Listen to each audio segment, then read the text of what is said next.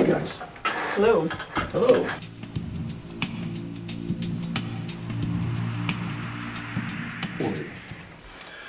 Crystal, everybody knows what a painter is. Everybody knows what a sculptor is. Have you found that the general public is still clueless about what an installation artist is? Do you have to explain it to people a lot? To a certain degree, I think people are aware. People are definitely more comfortable with object-based work. It's just kind of easier to define.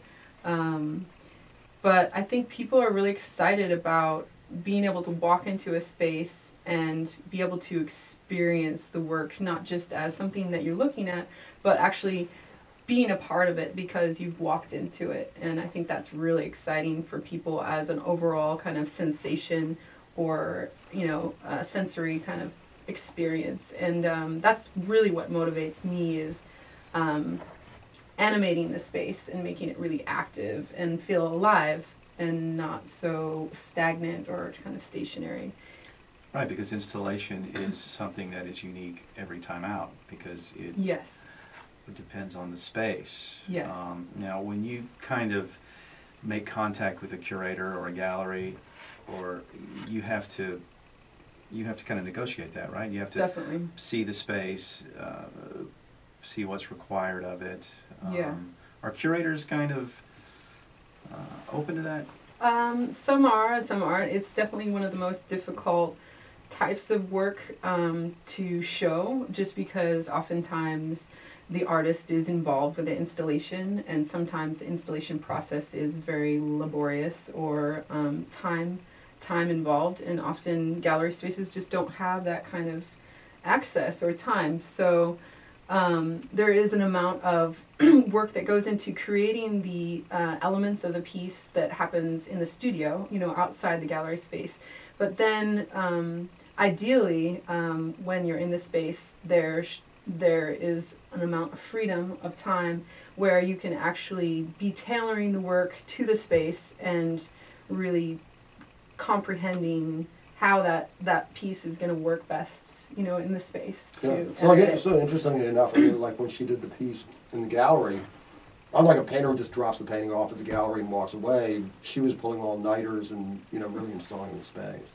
Yeah, as a practical matter, you have to go into someone's space and say, well, I might paint the walls, I might put some nails in the walls. I mean... Yes, there's a certain amount of altering of the space, and some people some gallerists are open to that, and others have more kind of pristine kind of white cubes that they're trying to keep, as that kind of sterile kind of environment. But yes, installation is kind of hard on gallery spaces in the sense that often I have the desire to, really drill big holes in the space, and often the other thing that happens is that myself, I go in with a vision, with an idea of what this piece is going to be, but when you get into the space and you're actually working with materials and the actual space, it changes because you can't really predict all of the factors of the space because maybe you haven't worked in it. And sometimes,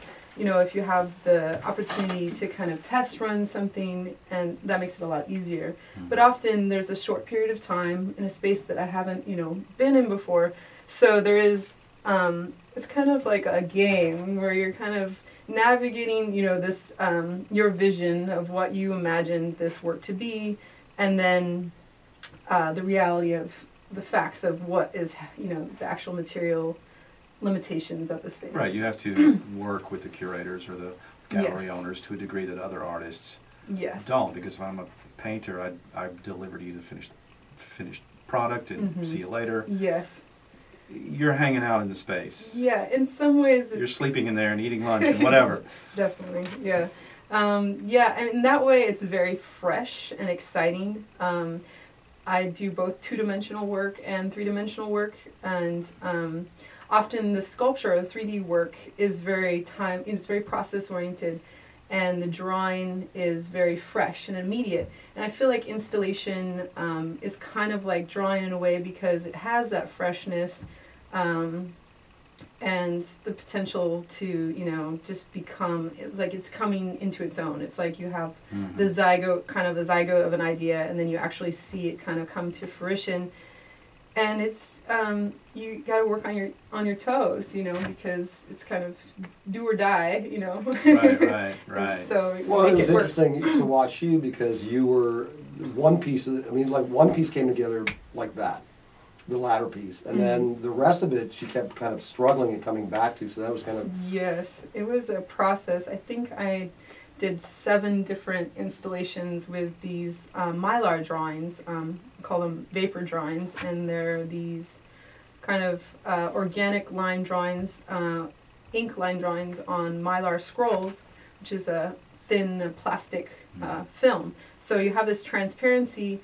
And to start with, the material is not high on the totem pole as far as like hierarchy of materials goes. It's not metal, it's not gold, you know, it's plastic. So dealing with that in the material sense, you don't want it to look, you know, like garbage, you know, stuffed up there. So there was this real kind of fine line between figuring out how to install the work where it was really showing off its beauty and not getting overpowered by the materiality of the plastic and the mylar.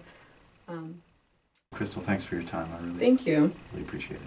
Thanks for having me. thanks, Crystal. Good job. That was perfect.